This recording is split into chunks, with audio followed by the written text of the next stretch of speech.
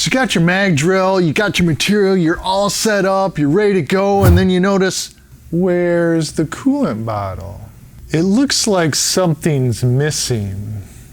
Well, if that's ever happened to you, here's what to do.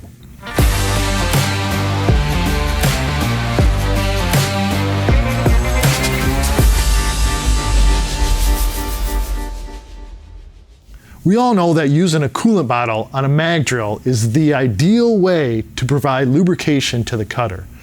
But if you have the standard HMD 904 like this one here, or say your coolant bottle happens to disappear from the job site, here's an easy way to still provide that lubrication with your mag drill.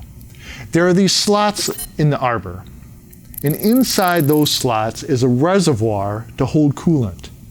All you have to do is squirt coolant in between these slots to fill up that reservoir. Doing this will provide enough coolant for approximately one 1-inch deep hole, and in the process, save the tool life on your cutters.